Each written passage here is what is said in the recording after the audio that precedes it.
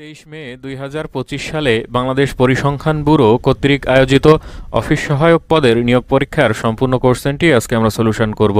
আশা করি সবাই ভিডিওটি প্রথম থেকে শেষ পর্যন্ত ধারাবাহিকভাবে দেখবেন। পরীক্ষার পূর্ণমান ছিল 40 এবং সময় ছিল 60 মিনিট। 1 নম্বর কোশ্চেনটি হচ্ছে সন্ধি বিচ্ছেদ করুন।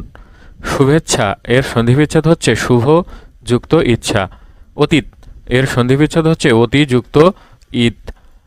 তৃষ্ণার্ত এর সন্ধি বিচ্ছেদ হচ্ছে তৃষ্ণা যুক্ত ঋত। পবিত্র এর সন্ধি বিচ্ছেদ হচ্ছে প যুক্ত ইত্র। 2 নম্বর কোশ্চেনটি হচ্ছে বিপরীত শব্দ লিখুন। বিরাগ এর বিপরীত শব্দ হচ্ছে রাগ। প্রফুল্ল এর বিপরীত শব্দ হচ্ছে বিমর্ষ। পশ্চাৎ এর বিপরীত শব্দ হচ্ছে অগ্র। ক্ষীণ এর বিপরীত শব্দ হচ্ছে পুষ্ট বা এটাকে বলা যায় স্থূল। 3 নম্বর কোশ্চেনটি হচ্ছে অর্থসহ বাগধারা লিখুন। কানকাটা মানে হচ্ছে বেহায়া। রহিমের মতো কানকাটা ছেলে নশ্বর পৃথিবীতে দ্বিতীয়টি খুঁজে পাওয়া দুষ্কর। এবং ঠোঁট কাটা মানে হচ্ছে স্পষ্টভাষী। শাখের করাত মানে হচ্ছে উভয় সংকট। বড় সাহেবের অপকর্মের কথা বললে চাকরি থাকবে না। আবার এত বড় একটি অন্যায় মেনেও নিতে পারছি না, আমি শাখের করাতে পড়েছি। শিরে সংক্রান্তি মানে হচ্ছে আসন্ন বিপদ। আমার এখন শিরে সংক্রান্তি, তাই বলছি তামাশা করবেন না। হাড় হাবাতে মানে হচ্ছে হতভাগ্য। এত পড়ালেখা করেও চাকরি পেলে না, তোমার মতো হাড় হাবাতে লোক আমি আর দেখিনি। 4 নম্বর কোশ্চেনটি হচ্ছে নিচের শব্দজোড়ার অর্থ লিখুন। বৃত্ত এবং বৃত্ত। বৃত্ত মানে হচ্ছে ধন সম্পদ এবং বৃত্ত মানে হচ্ছে গোলাকার বস্তু। দিন দরসী দন্তন্য দিন মানে হচ্ছে দিবা এবং দীর্ঘই দন্তন্য দিন মানে হচ্ছে দরিদ্র। 5 নম্বর কোশ্চেনটি হচ্ছে দুটি করে সমার্থক শব্দ লিখুন। সূর্য এর সমার্থক শব্দ হচ্ছে আদিত্য দিবাকর এবং বৃক্ষ এর সমার্থক শব্দ হচ্ছে তরু বিটপি। 6 নম্বর কোশ্চেনটি হচ্ছে পরিভাষা লিখুন। হোয়াইট পেপার মানে হচ্ছে শ্বেতপত্র এবং ডিয়ার মানে হচ্ছে হরিণ। 7 নম্বর কোশ্চেনটি হচ্ছে শুদ্ধ বানান লিখুন।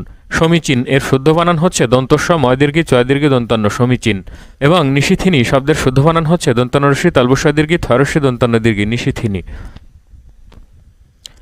8 নম্বর কোশ্চেনটি হচ্ছে কার ও ফলা কাকে বলে। স্বরবর্ণের সংক্ষিপ্ত রূপকে বলা হয় কার এবং ব্যঞ্জন বর্ণের সংক্ষিপ্ত রূপকে বলা হয় ফলা। দ্বারা দিয়া কর্তৃক এগুলো কোন বিভক্তি। দ্বারা দিয়া কর্তৃক এগুলো তৃতীয়া বিভক্তির উদাহরণ। 10 নম্বর কোশ্চেনটি হচ্ছে সমার্থক শব্দ লিখুন। যমক এর সমার্থক শব্দ হচ্ছে দীপ্তি বা ঔজ্জ্বল্য এবং শিখণ্ডী শব্দের সমার্থক শব্দ হচ্ছে ময়ূর।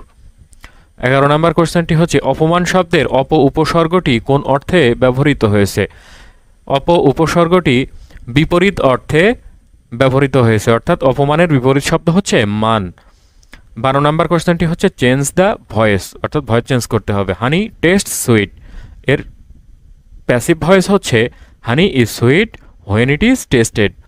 ওপেন দ্য ডোর এখানে ভার্ব দিয়ে সেন্টেন্সটি শুরু হচ্ছে, তাহলে অবশ্যই প্যাসিভ ভয়েসে লেট আসবে, তাহলে এখানে হবে let the door be opened. 13 নম্বর কোশ্চেনটি হচ্ছে যেভাবে বলা থাকবে সে অনুযায়ী সেন্টেন্সগুলোকে পরিবর্তন করতে হবে। Everyone hates a liar make it interrogative. এই অ্যাসার্টিভ সেন্টেন্সটাকে ইন্টোগেটিভ করতে হবে।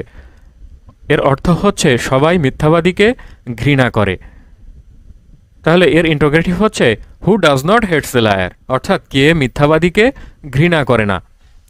দো he tried hard he failed make it compound. যদিও সে কঠোরভাবে চেষ্টা করেছিল তবুও সে ফেল করেছিল। এটা হচ্ছে কমপ্লেক্স সেন্টেন্স, এটার কম্পাউন্ড করতে হবে, অর্থাৎ অ্যান্ড বাট অর এই কনজাংশনগুলো নিয়ে আসতে হবে। তাহলে এখানে হবে he tried hard but failed, অর্থাৎ সে কঠোরভাবে চেষ্টা করেছিল কিন্তু ফেল করেছিল।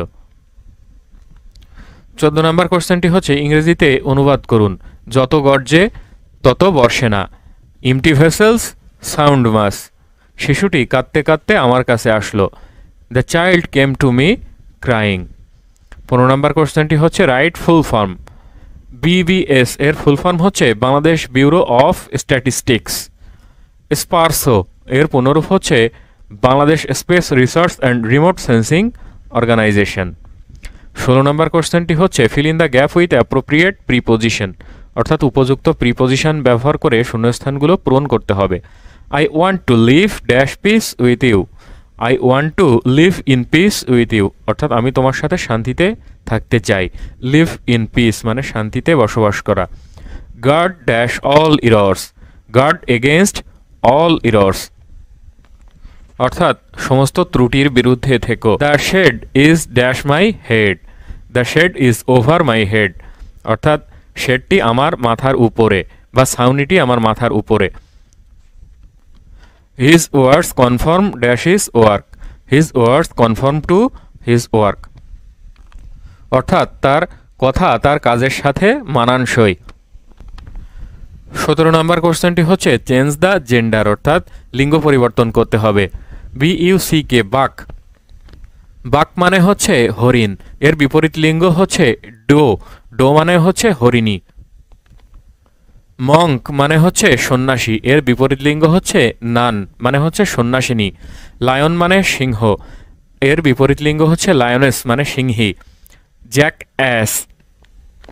জ্যাক অ্যাস মানে হচ্ছে গাধা, এর বিপরীত লিঙ্গ হচ্ছে শি অ্যাস। 18 নম্বর কোশ্চেনটি হচ্ছে ফিল ইন দ্য গ্যাপ, অর্থাৎ শূন্যস্থান পূরণ করতে হবে।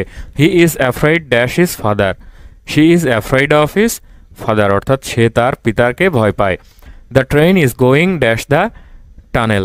The train is going through the tunnel, অর্থাৎ ট্রেনটি টানেলের মধ্য দিয়ে যাচ্ছে। Do not laugh dash the poor man. Do not laugh at the poor man, অর্থাৎ গরিব মানুষের দেখে উপহাস করো না। I will be there dash 4 PM। I will be there at 4 PM, সময়ের আগে অ্যাট বসে। একটি ত্রিভুজের পরিসীমা 36 সেন্টিমিটার এবং বাহুগুলোর দৈর্ঘ্যের অনুপাত 3:4:5। বৃহত্তম বাহু ও ক্ষুদ্রতম বাহুর দৈর্ঘ্য কত সেন্টিমিটার? তাহলে ধরে নিলাম যে তিনটি বাহুর দৈর্ঘ্য হচ্ছে 3x, 4x এবং 5x সেন্টিমিটার। তাহলে এই ত্রিভুজের তিনটা বাহুর যোগফলই হচ্ছে এর পরিসীমা সমান 36, তাহলে x এর মান হচ্ছে এখানে 3। তাহলে বৃহত্তম বাহু হচ্ছে 3×5 15 সেন্টিমিটার এবং ক্ষুদ্রতম বাহু হচ্ছে 3×3 9 সেন্টিমিটার। একটি বর্গের বাহুর দৈর্ঘ্য দ্বিগুণ হলে এর ক্ষেত্রফল কত গুণ বৃদ্ধি পাবে?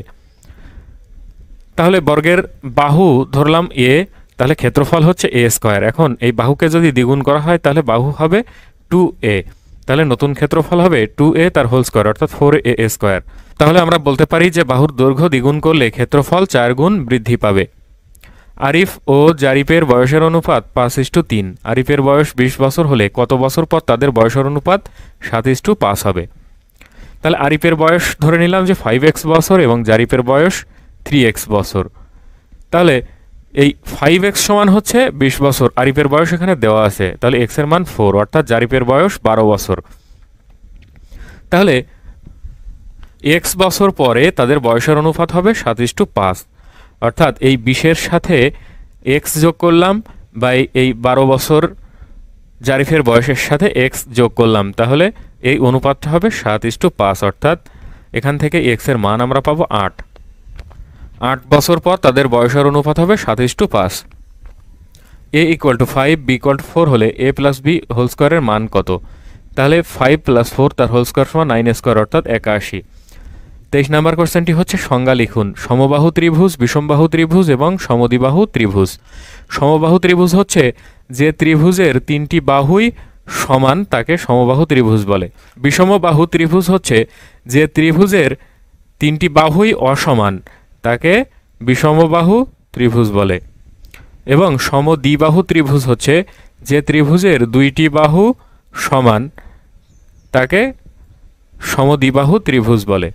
এই ছিল বাংলাদেশ পরিসংখ্যান ব্যুরো কর্তৃক আয়োজিত অফিস সহায়ক পদের নিয়োগ পরীক্ষার সম্পূর্ণ প্রশ্ন সমাধান।